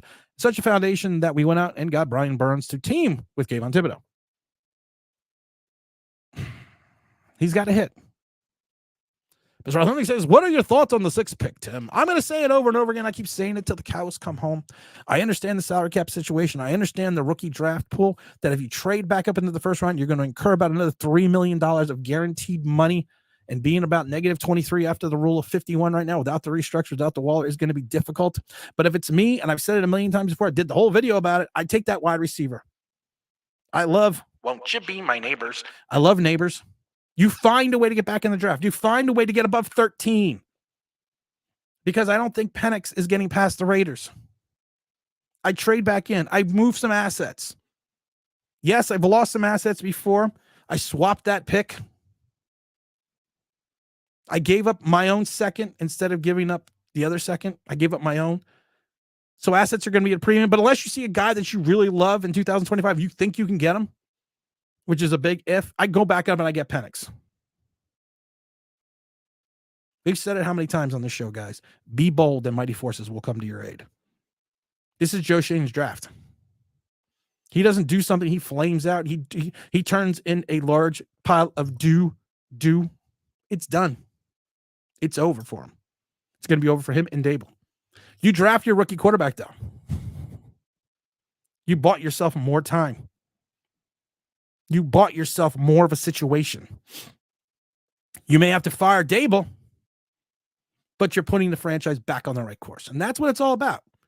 Everyone is always, and this is why I think some people get mad at me. Everyone's looking at things. What did Eli put a dot there for?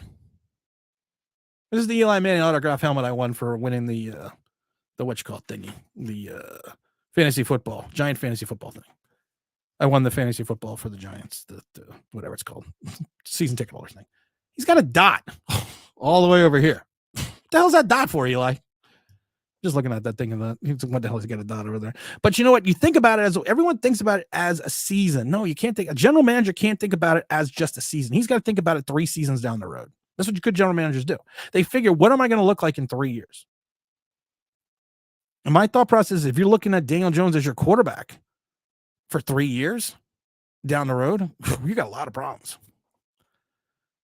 Real surprise is they bought the team another golf cart as well. Didn't know that. Tim has a black American Express card. Well, I'm not going to get into that. Let's just put it this way. American Express does love me.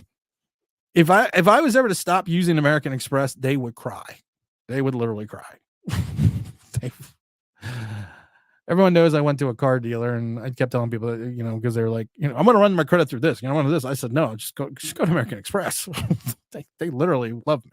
Eric says you should have hit the like button more. I get reminders you're live. Click and start watching. Forget until reminded to hit the like button. I don't know how the like buttons work, guys. I don't know. Just do it. Cutthroat says Giants will come in last place in the NFC East. I don't. Yeah, I agree with that. Bruce says the report that the credit card charges as fraud. No, because I didn't read the user agreement. I put my credit card on file with the Giants because of the fact that I bought parking passes, and to do that, you had to have a credit card on file. And in the user agreement in the season ticket hole, it's not the Giants' fault. It's my fault that I didn't read it. It says on the user agreement that if you have a credit card on file at a certain period of time, they will automatically bill you for the next season, your season tickets. Now they have a four plan option where you can pay in 4 installments.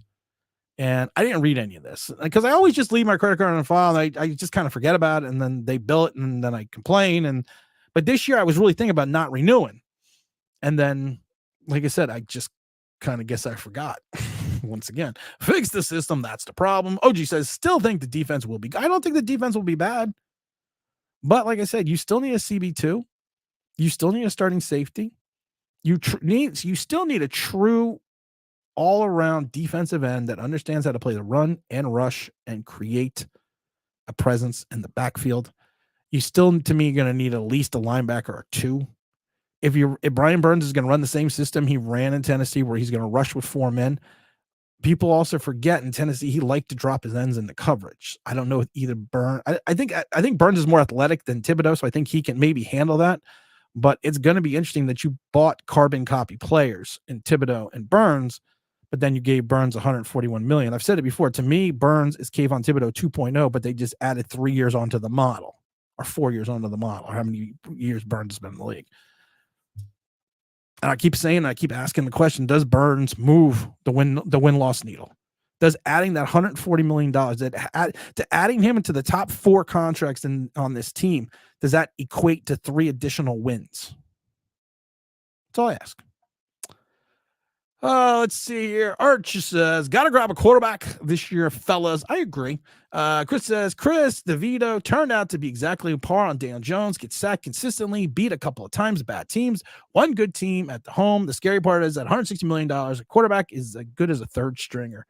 You got to love what they did in Tampa. We talked about it. Tampa, they just looked at the situation with a guy that just threw for over 4,000 yards, which has now taken 2 teams to the playoffs. They looked at Baker Mayfield and said, we got to think about it.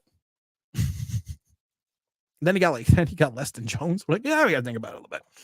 We don't have a quarterback. We have no one on the roster. But we got to look at what his contract would do to the roster itself. We got to think about it. Mr. Alvarez says, there was a tweet I saw that showed the Giants' third-round picks for like the last decade, and that says, yeesh, the Giants have been missing on. The Giants have not just been missing on picks with Joe Shane. This goes back to Gettleman. This goes back to Reese. This goes back to it goes back a little bit into Corsi. Hell, at the end of the George Young tenure, it was the same thing.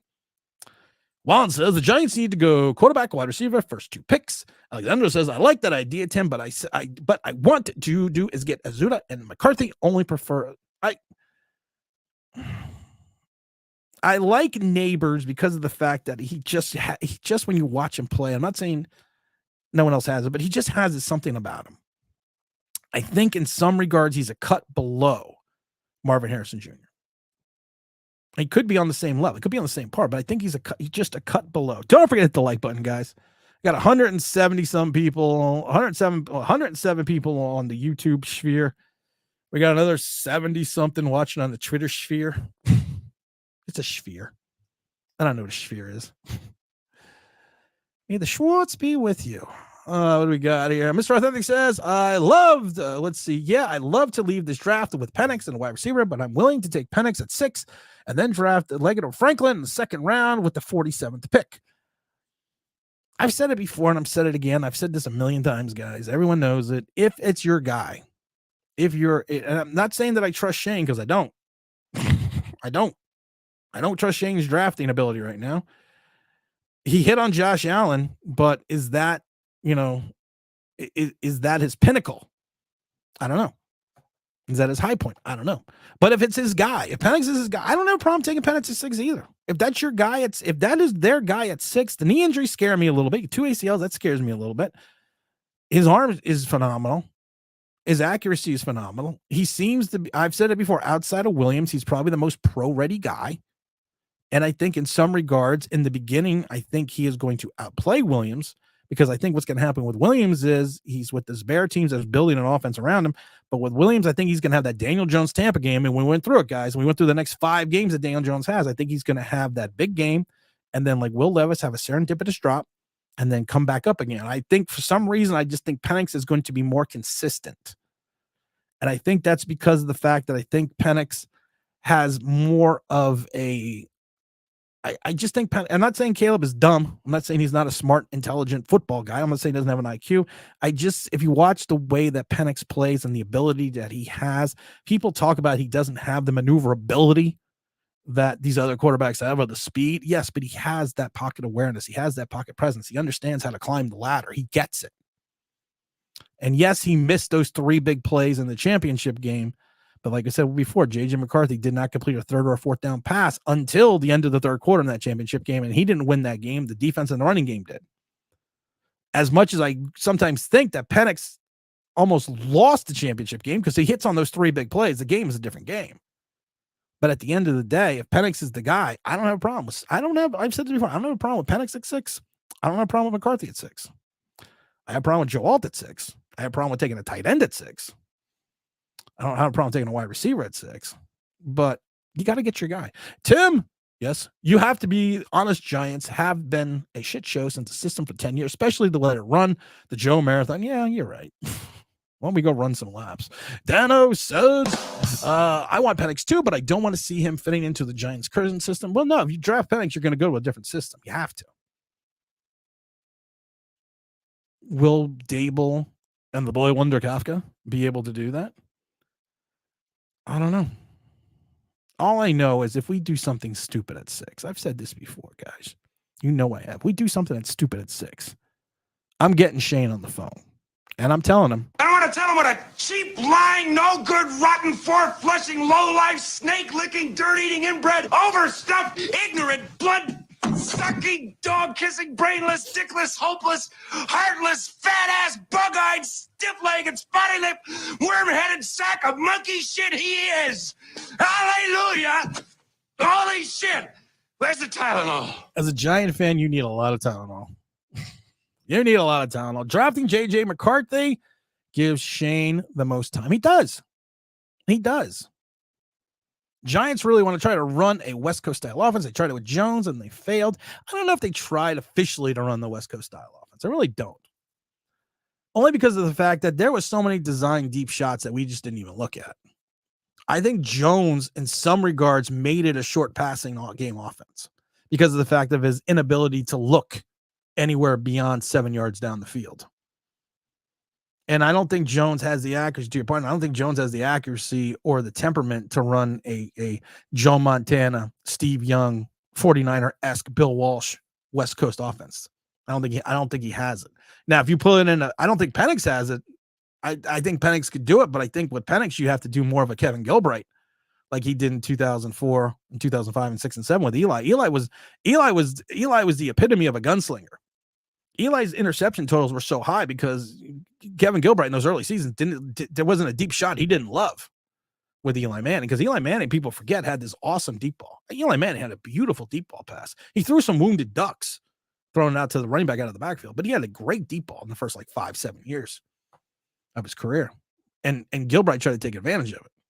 I always talk about the smarts of Kevin Gilbride going back, because when they first had Akeem Nicks and they threw Hakeem Nicks took one step off the line. They threw a little out to Hakeem Nicks. I can't remember what game it was. And he took it like 70 yards for a touchdown. Kevin Gilbride. I'm going to run that play like 3 times a game now. Never worked after that. So it's going to be the philosophy of the coach, and you hope Dable takes a little bit over more. I don't know. Tim is so rich, and he should be the Giants. I tried to buy the Giants, but they wouldn't accept my $1.50 offer. Made by the Giants says, I don't think any of these quarterbacks in this draft at 6. I think they are bust. Maybe number 1 is successful. It's probably someone else. You got to take somebody though. You have to. You got to do something. You can't keep not drafting quarterbacks.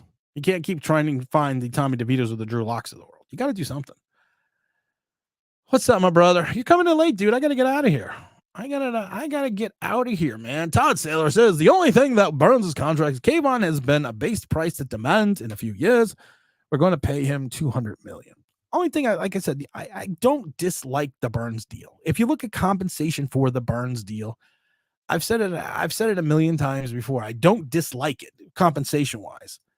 I just dislike the fact that you bought a player, because that's what we did. We bought a player not only vis-a-vis our draft capital, but also vis-a-vis our salary cap. We bought a guy that is eerily similar at 25 years old as the guy you drafted 2 seasons ago.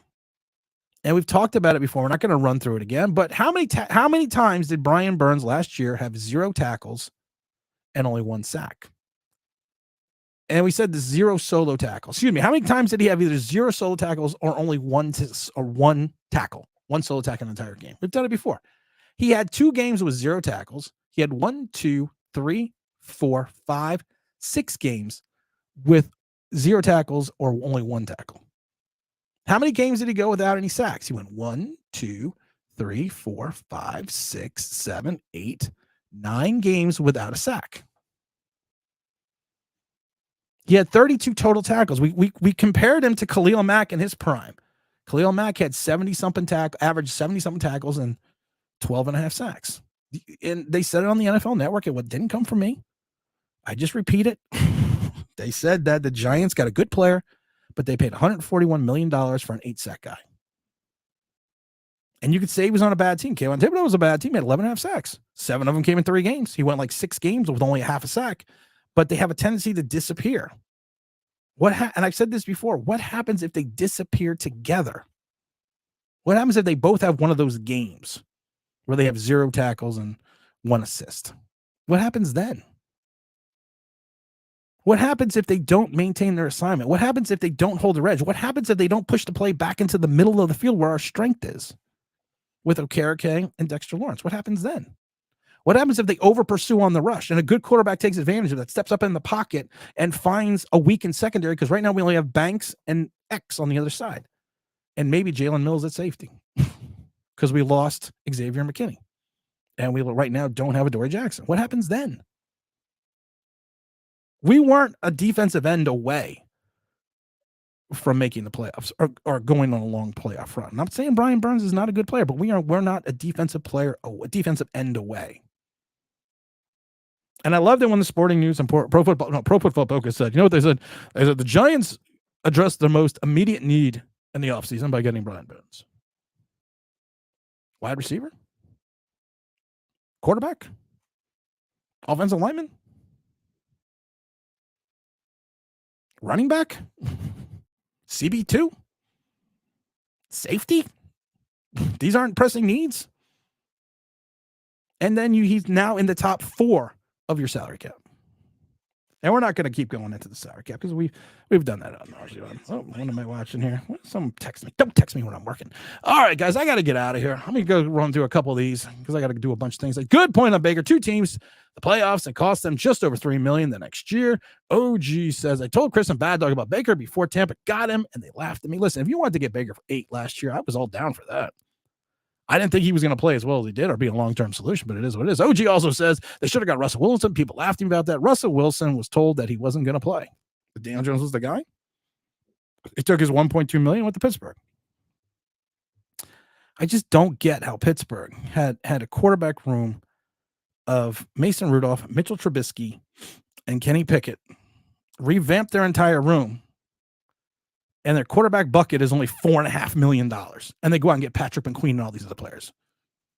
And all Tomlin does is make the playoffs. Where do we go, my lovely?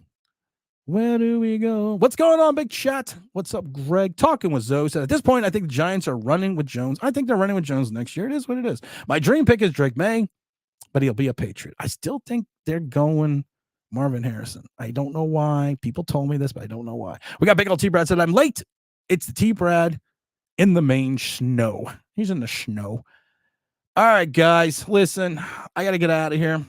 Appreciate everyone coming. We have the Monday live stream always at noon. I have to thank everyone that has been joining these Monday live streams. They've been phenomenal. The 12 o'clock lunchtime with Online Big Blue has just been awesome. I really do have to thank everyone.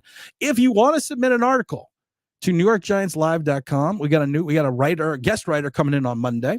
I'm going to post his article. Dom has given us a couple of articles. I got another post, but if you want to, just email me at tim@onlineBigBlue.com. That's Tim at Online. Just email me your article, and if I need to clean up a little or do what we need to do, we will post it for you. It can be on any topic. It doesn't have to be giant. I wrote an article today about how social media is ruining the NFL fans, the newer NFL fans. Go on NewYorkGiantsLive.com and take a look at that. Also, if you need to, we've said it before, join the He-Man DJ Haters Club. T-shirts are available. Cups are available. Mugs are available. Pins are available. Everything's available. All proceeds are going to the Philadelphia Children's Hospital, as always, which I think is kind of apropos that I'm donating the money to Philadelphia. I want to thank everyone, as always. The Great says, love the lunchtime stream. Smash the like. And as always, you said it before, we've said it again, we've said it always. This is Tim's York Giants Talk, powered by Online Big Blue LLC. Love everyone in the chat. Have yourself a safe and wonderful Sunday. And you know what, guys? I'm out of here. Peace.